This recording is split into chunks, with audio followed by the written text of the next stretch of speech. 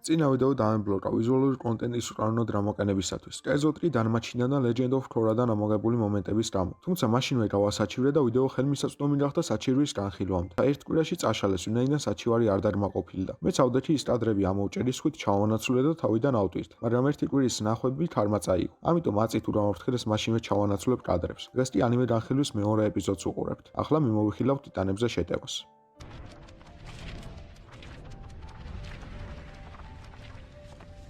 ტიტანებზე შეტევა ეკუთვნის მანგაკას სახელად ჰაჯიმე ისაიამა. ისაიამამ მანდის ვან-შოთი, ანუ პილოტი 2006 წელს გამოსცა, რაც მისი კარიერის პირველი ნაბიჯი იყო. ტიტანებზე შეტევის გარდა მას ეკუთვნის Earthbreak 1, Ors, Killing Paul და Attack on Avengers, რაც Avengers-ის და ტიტანების სინთეზია. ამით შეგვიძლია ვთქვათ, რომ მიუხედავად იმ ჯილდოების, რაც Earthbreak 1-მა და Ors-მა მიიღო 2008 წელს, ასევე ბევრ ფორუმზე მკითხველის დადებითი შეფასებისა, ჩემთვის 4-ვე იშვიათი სისულელე და მოსაწყენია. ასე რომ შეგვიძლია ვთქვათ, ტიტანებზე შეტევა ისაიამას გაუვარდა. თუმცა ჩვენთვის ზუსტად ესაა მთავარი. ალბათ ამ 5 წლეულში ყველაზე ცნობილი ანიმე სწორედ ტიტანებზე შეტევაა. უმრავი ფანი ყავს მთელ მსოფლიოში და მასშტაბური კოსპლეის შეკრებებიც ხშირია.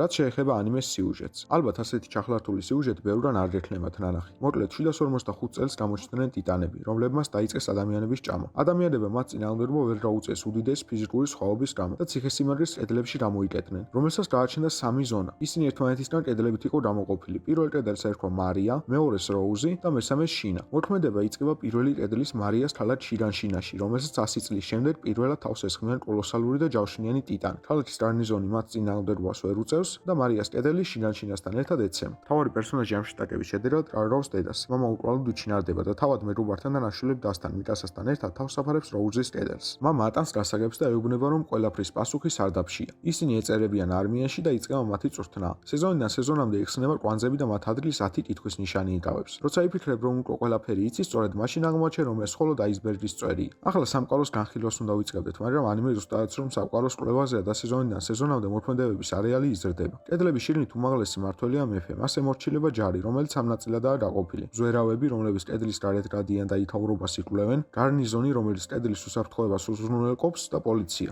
ასევე აქვს სასამართლო და ყველაფერი, რაც შუა საუკუნეების განვითარებულ ქვეყნებს ახასიათებდა. მთავარი პერსონაჟი ერენი ძალიან საინტერესო ვინმეა. მასაც უყვარს შირადაში რკვირილი, მაგრამ საკმაოდ უნიჭოა. სამხედრო აკადემიაში მან ვერც ისე კარგი თავშეძლება დატოვა. არც ყველაზე კარგი იყო და არც ყველაზე ცუდი. მან აკადემიაში საშუალო უნარები გვანახა. რაც შეეხება მის ნაშვილებ დას მიკასას, ის საუკეთესო უნარებითაა დაჯილდოვებული და მისი ერთადერთი საზრუნავი ერენის კეთილდღეობაა. ყოველ შემთხვევაში პირველი 2 სეზონი. მესამე სეზონში ამაზე ყურადღებას აღარ ამახვილებენ, რაც მე ძალიან მაგიზიანებს, ხოლო მისი საუკეთესო მეგობარი არმინი ყველაზე ლუზერი ტიპია, მაგრამ ყველაზე ჭკვიანი. ფოროტ მოქმედები ანიმეში გამოკვეთილი არ არიან, რადგან მათი ძირითადი მტრები ტიტანები, უჭკუა არსებები, ჩვეულებრივი ბოტები არიან. რა თქმა უნდა, მთავარ პერსონაჟს ბევრი მოწინააღმდეგე ეკავს, მაგრამ ამ ანიმეში ყველა თავის სიმართლისთვის იბრძვის. თან ყველა ბოროტ მოქმედია და თან არავი. მხოლოდ ლევის ბიძა შეიძლება ბოროტ მოქმედი დაუძახოთ, რომელიც ასევე თავის სიმართლეს მიყვებოდა, მაგრამ ყოველგვარი მიზეზის გარეშეც ბევრი სისხლი დაღვარა. ანიმეს ინტრიგა პირველიდან ბოლო გამოსულ სერიამდე არ უნელდება და მისი ყურება სულ უფრო და უფრო საინტერესო ხდება. ახლა კი ტრადიციულად შეფასების დროა. სამყაროს ვინაიდან ნაბიჯ-ნაბიჯ იკვლევენ, კარგი ქულა ეკუთვნის, მაგრამ ლოკაციების ხედი დიდად არ იცვლება, ამიტომ 7. სახელმწიფოს მართვაც მაქსიმალურადაა მიმსგავსებული მონარქიულ წყობილებასთან. თან არმიის დაყოფაც მომეწონა, ამიტომ 9. მთავარ პერსონაჟს საკმაოდ დაბალანსებული ხასიათი აქვს, სხვა ანიმების მთავარი პერსონაჟებისაგან განსხვავებით. მას мотиваცია აქვს. უბრალოდ იმიტომ არ იბრძვის, რომ ეს უბრალოდ სამართლიანობას ემსახურება. მას ცხოვრებამ ყველაფერი წაართვა: სახლი, მშობლები და სიმართლე. მას მხოლოდ მიკასა და ძველი რასაგები დარჩა, რომელმაც სიმართლის კარი უნდა გახსნას. ერენს 10 ქულა. ბოროტ მოქმედებზე უკვე ვისაუბრე. ამ კრიტერიუმში 8 ქულა.